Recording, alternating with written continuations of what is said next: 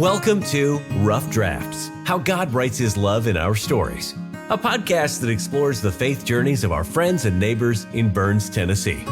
Everyone has a story to tell, and in this podcast, we'll hear powerful and inspiring stories of how God works in the ordinary lives of people like you and me.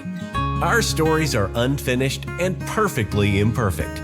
They are just rough drafts, a glimpse of what is to come because God is still at work, writing plot twists, introducing new characters, and bringing good even from the most challenging circumstances. Join us as we see what God is up to in our stories. Here's your host, Matthew Hyatt. Friends, Monica Gossett's back here with me today for another episode of our special version of Rough Drafts. Today's guest is an all-star. She is a softball queen, a volleyball queen. She takes care of two little sisters who appear to be carbon copies of each other. She loves her mystery novels, even though they seem to be about how to kill people, which makes me just slightly nervous. And she's a little bit accident-prone, which makes me feel slightly safer that it's less likely she's successfully going to get away after trying to kill me. Our guest today is Maggie Dawson. Maggie, hi. Hi. Welcome. I feel welcomed. Yay. I'm glad you're here. I am too. Okay, so what grade of school are you again this year? I'm in 7th. You are in 7th grade Yes. at William James. Yep. And you are about to go into the big 8th grade year. Yep. And that was the best 3 years of your dad's life, 8th grade. No. I'm kidding. I'm I'm ready to be a senior. You're ready to be out, aren't you? Very. Do you know what you want to do? I want to be a doctor. Really? Yes. Like what kind? I'm not real sure yet. Yeah. I just know I want to be a doctor. I didn't know if you wanted to be the doctors who like deliver babies or... No, there's one. I keep forgetting what it's called. If I were to like actually think about it, but I'm not gonna do that right now because that would take too long. I can appreciate it. Yeah. It's like where you go to college for 6 years and you're both a nurse and a doctor. Oh, okay. Sort of like the nurse practitioner. Yeah, Yeah. Okay. Yeah, that's a good path. That's a good job. So do you like the science and the tech of doctor nurse stuff? Do you like the caring for people? Do you like the blood and the guts? Like, I would kind of go with all of it a little bit. Yeah. Like a mixture of both. I think it'd be cool because you really get to help people and you get to see a difference. Yeah, and you get to like learn stuff in the meantime of it.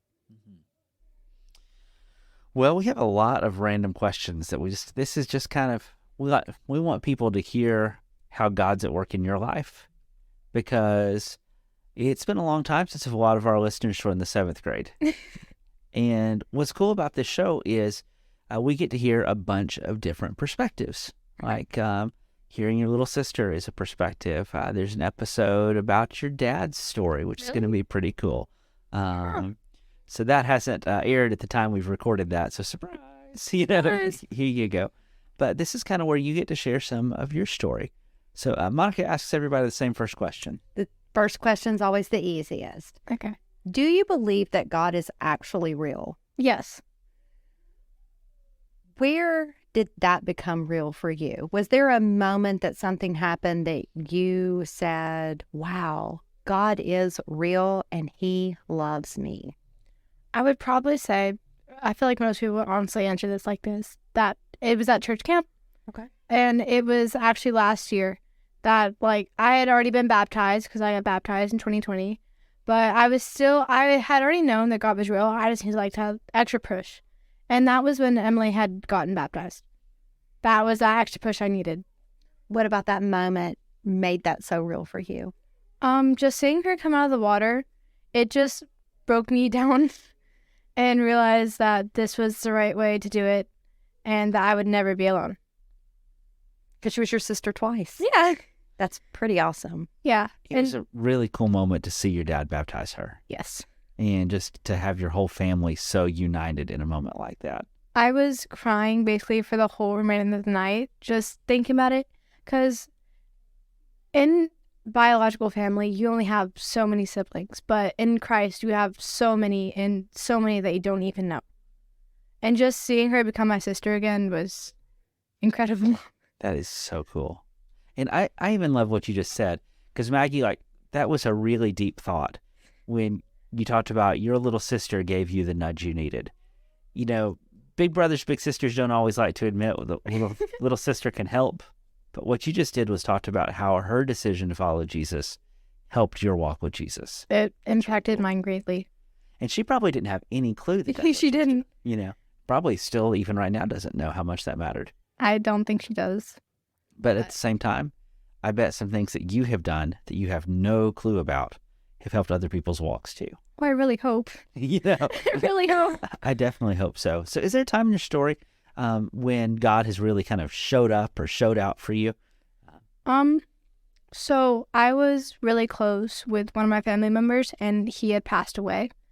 And it was just a time that I really needed comfort, and I was super close to him, and it was just really hard to get through his death. And that same month, my great grandmother passed away, and so it was just a chaotic year too, and I just kind of needed someone to be there for me, and I went to God, and He helped a lot. So what did that look like? It was kind of me bottling up my feelings, and then at night I would pray, and the next morning I wouldn't feel as pressured as I was the night before. You felt some peace from I the sight of felt- God. I felt a bunch of relief. Relief. I love Yeah. that word. That's a great word. That's an absolutely great word. And sometimes in those moments, I will be irrationally peaceful. And I know that's prayer. Yes. So during that time, I'm sure there was lots of people praying for you. Could you feel that? I could definitely feel it. It was just, you could go from being super sad over one thing, and then all of a sudden you would just get this burst of joy. It would just be random. Where like I would wake up in the middle of the night and just be completely happy. And I wouldn't even know why. And it doesn't make sense. I would wake up and be like, why am I like this? In my journey, that has been my God journey. It almost feels irrational at times to be joyful in a time of such sorrow. Yes. But that's how God works. He doesn't do things like we do things. Yeah. Sometimes I think people look at us funny because of how much we're laughing in a funeral home. Oh, And it's not because we're like disrespecting the person. It's not because we don't miss them, but because we still have joy even when things are tough. Yeah, because we know we're at we know that they're at peace. Irrationally peaceful. I think that's the name of your new Christian band, Monica. Got it. So tell us if there is one thing that you could be remembered for when your life ends here. What is that one thing you want to be known for? That's a very good question. I would have to go with probably helping people. Because if there's one thing that I know how to do, it's probably help people. Because in my friend groups, I've just always been the mom, make sure that everyone's not getting hurt and put others before me. Yeah, I've had people tell me that it was a problem that I put other people before me. So, but I don't find that as a really bad problem because it just makes me me. That's a great problem to have. The world definitely needs more caregivers. And again, that's, maybe that's one of the things that God fostered in you by having little twin sisters. You were probably changing diapers in a pretty young age and helping out, Yeah. So God helped make a caregiver out of you. That's really cool. And they're going to be the reason you're a great doctor because they have taught you patience that you couldn't have gotten anywhere else Yeah. to this level. A lot of patience. And if you haven't killed them yet, I would say I've been doing pretty good. I'd say you've got an unbroken record so far. Yeah. What's the hardest part of having twin sisters? It's because I've found that they want to be with me a lot. And sometimes I just need those breaks because in my school, there's like a bunch of people and the hallways are super small. So I'll be like around people all the time and I'll just be in my room reading sometimes. And then they'll come and be like, do you want to play? I'm like, not right now. And then they won't leave me alone throughout the rest of the day about it. I would say that's probably the biggest part of them just wanting to be with me, which isn't a bad thing. I just need a break sometimes. So what's the best part? Knowing that I'll always have someone to be there for me. Yeah. Sisters can be a very special part of our journey. 100%. Do you have a Bible story you want to share with us? Is there one that's your favorite? I would probably say Job. Okay. Because, Job. yes, Okay. I've loved that story ever since I was little. And it's because even in like the darkest times, when he like lost his whole family, all of his livestock, all of his money, he stuck with God, no matter what happened. Even all of his friends were telling him, "Oh, just give up on God. It's not worth it." How do you use that? I apply that to my life as I'll never be alone and God will always be with me, just how he always was with Job. Awesome. I remember the name for Jesus, Emmanuel. You know that name? Yes. And it means God is with us. Yes.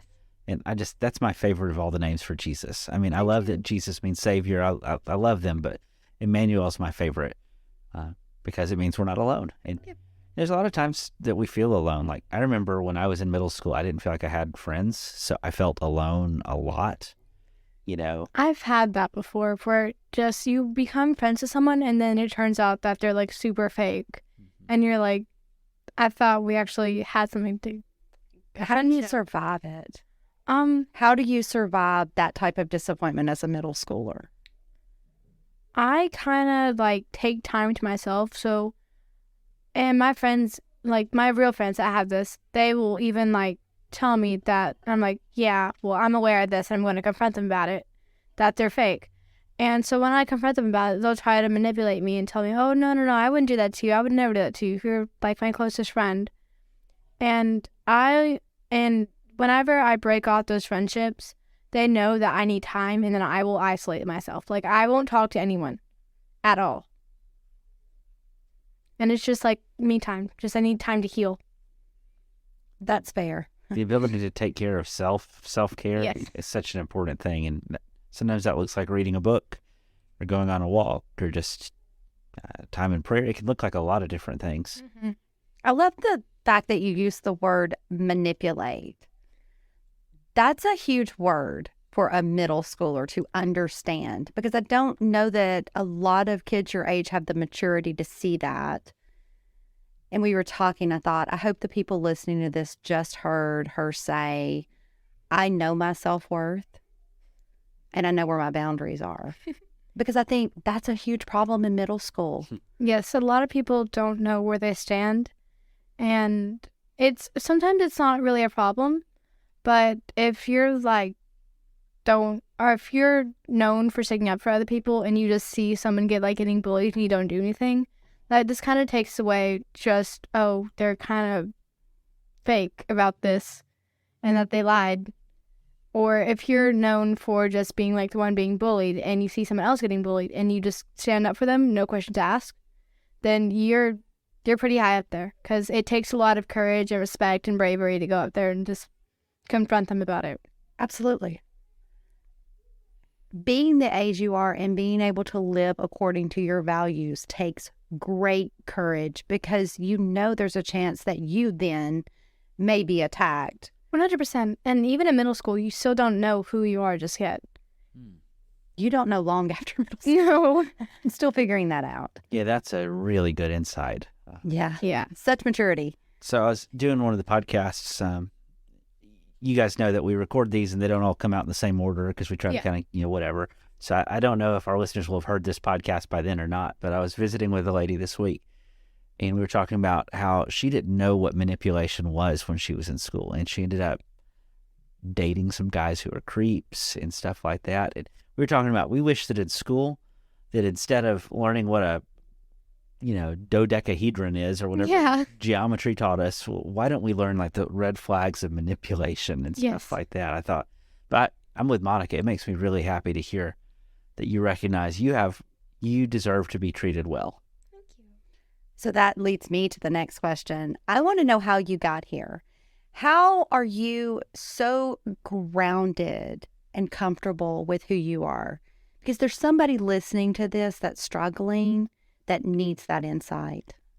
It takes a lot of time, because I was homeschooled for 2 years, for 4th and 5th grade, and then I came back to 6th grade, and everyone was a completely different person than what they were, than what I remember.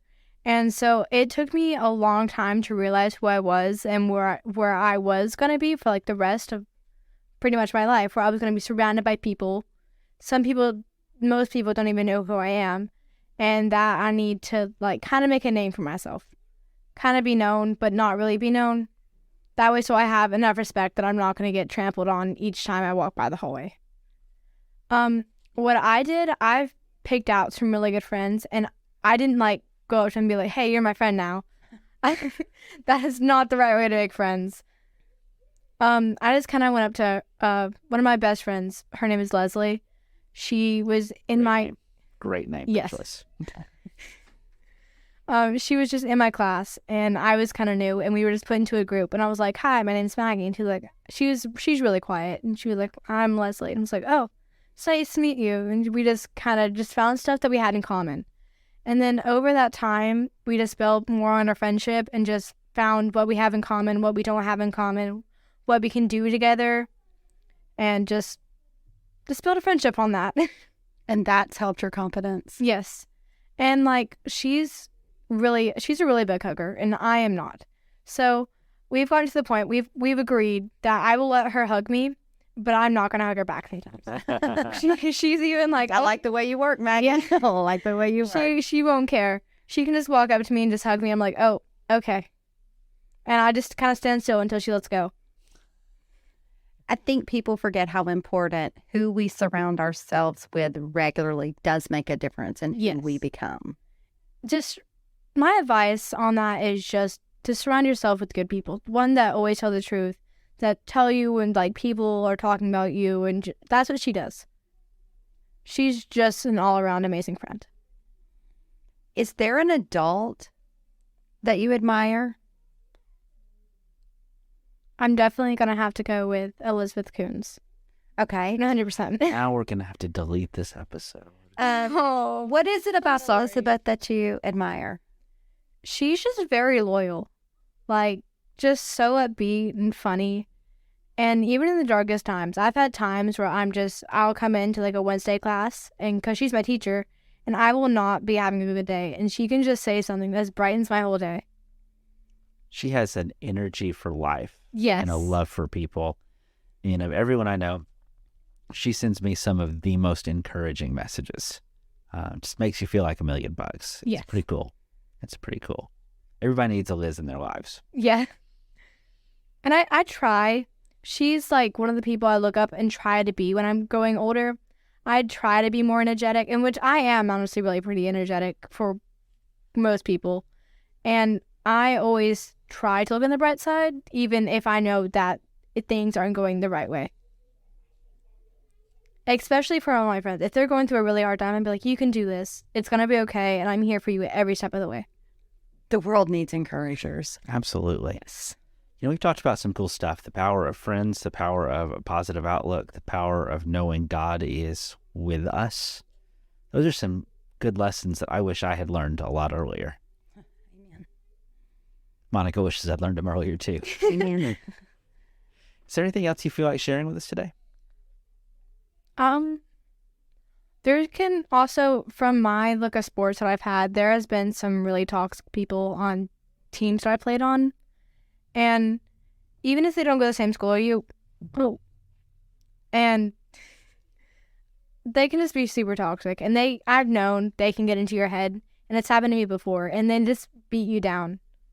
And just don't listen to them at all. What they have to say is not important.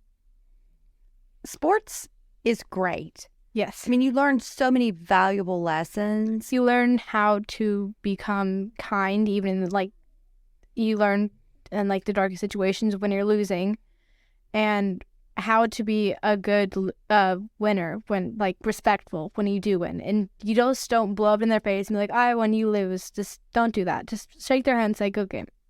I think a lot of character is exposed through sports. 100%. A lot of emotion, a lot of character. Because you can seem like the nicest person ever, and then you go out into like a softball field and be like the worst player out there. Just have a terrible attitude, and it just affects the whole team. Like, it can take the smallest little thing. If someone strikes out in the batter's box, they can come in and be all mad. And some people like try to tell them it's okay, and they're like, no, it's not okay. And they just blow up in their face. It just affects the whole dugout. How do you hold on to your faith in your sports? That's a really good question. I try to find the people on my team that I've known have always had a positive attitude. Like, darkest times, we're losing like 20-1. Like, just no matter what, they're always yelling, "Hey, ladies, we got this. You can do it." And that just, if you're out there playing and you hear that in the dugout when you're like losing miserably, that just gives you a 100% boost of confidence in how you're playing. That's awesome. That's really cool. Your teams are lucky to have you on them. Nobody ever said that about me on their team. So, yeah. They didn't. They didn't. I know I have a volleyball player. Yes. And I know that for her, we always knew she's very athletic. And so that came really natural for her. Some people, it doesn't come natural as for them, and they had to put in more work. 100%. And I Yeah. think she very much valued that. And it was what amazed me through our journey of sports with her is that because the athleticism come, I know she was a worker, but she has a natural athletic ability. She really tried to be a leader and let her light shine there because so many of her teammates learned a lot about the gospel by her attitude on the team. That's amazing. And I really want to thank my cousins on this because I wouldn't even be playing softball right now or doing any sports if it weren't for them. They were some ones that wanted me to go out for softball with them because they wanted to be on a team with me because we didn't really see each other a lot. And so I was like, you know what, whatever, I'll do it. And I had so much fun that year that I wanted to go back and do it over again. And I've been playing ever since I was 4. And I'm turning 13 this year. When I shared Hannah's story, I can see you being that person on a team. That light where people look at you and think, wow, there is just something different about her. Because I think you radiate that. I try my hardest to keep a positive attitude in the dugout or just in the stands whenever sports are happening. It can be really challenging sometimes, especially when everyone around you is just angry and just not in the best attitude. It's hard to keep a smile on your face and be like, hey, we got it. It's going to be okay. Even if we don't lose. Even if we don't win. Because it's a game. Yeah. It's lose perspective. It's not going to be life-changing. It's not like it's a World Series. It's not like it's the NFL. Like, it's fine. Oh, man, this has been so cool.